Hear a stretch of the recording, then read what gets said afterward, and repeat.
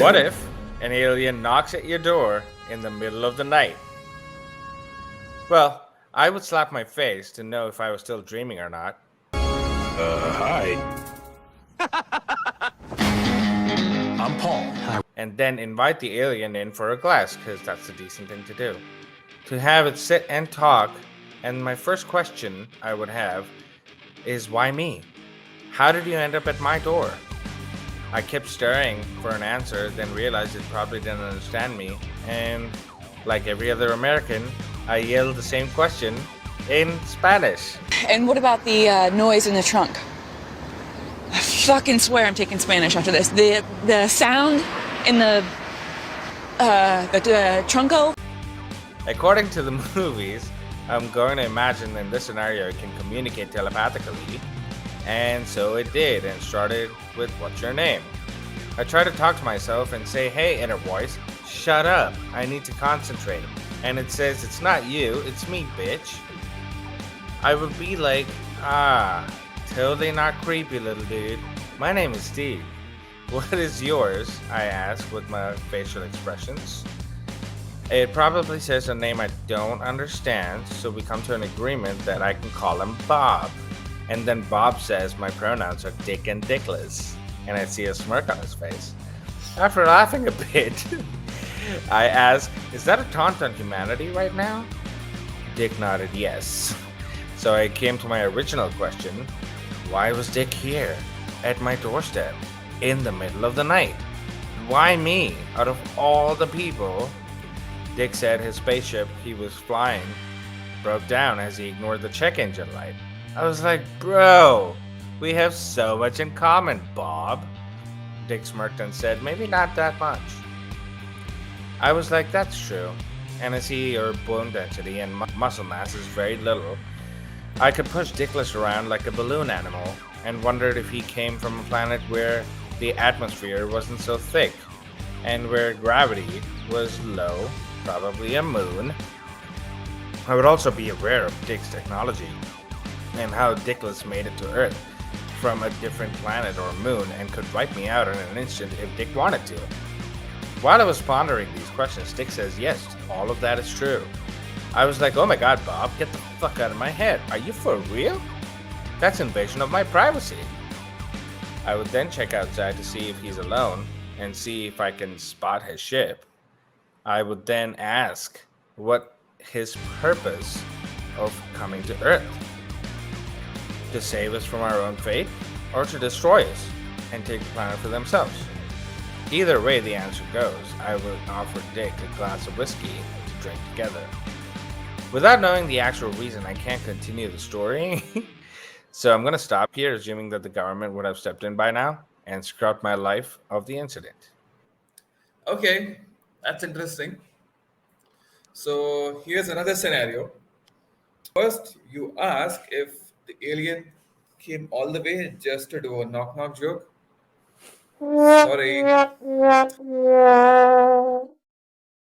Okay, you open the door and confirm that the creature in front of you is indeed an alien. How do you do that? Maybe you'll try to keenly observe if anything is physically unusual about it. Try to communicate, provided it's not intending any harm. Okay, given that it knocked on your door and did break in violently, that should be a sign that it doesn't intend any harm. But still, you can't let your guard down. If it can do something that's not possible for a human. Uh, if things have gone smoothly so far, you then ask the reasons. Hey, why did you show up? Why are you at my doorstep? And why me? Is it because I do this great podcast? Or, if you're a sick fuck, you ask the alien, hey, want a quick fuck? And we can make the first intergalactical space babies. Are you interested? Or, if the alien is a sick fuck too, you just hope that it's not here to probe your, behind. Or if you're pissed off with humans in general and want to get off this planet, alien dude just did you a favor. Ask it, take me away from here. But if he wants to talk to somebody with authority, just take him to your leader, your wife. Alright, time to get serious now. You politely invite the alien inside your house like a normal human being. The curious you may ask where it came from, why is it here on Earth, how is its world.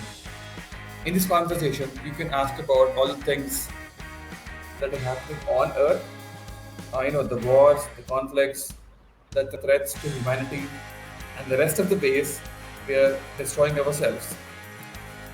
But poor guy, he traveled millions, possibly billions of miles to come to this planet. So maybe you should take it easy with all that negative talk and just talk about the great things that we've accomplished so far. Stuff like building computers, rockets, cars, medicine, robots, and so on. In turn, you continue the conversation and ask the alien more questions. Because, hey, the guy knows so much uh, more than you and me. And since he's capable of space travel, his alien race must be extremely intelligent. So ask him questions. How do things work on your planet? How did you figure out long distance space travel? And did you meet any more alien life elsewhere? But if you keep asking such questions, the alien may very well think that humans are dumb and are very vulnerable. Because it's clear that this creature is extremely intelligent and the technology is far superior and their weapons could be more powerful enough to help us solve our problems or completely take over our planet and enslave us. Okay, at this very moment, you hear another knock on your door.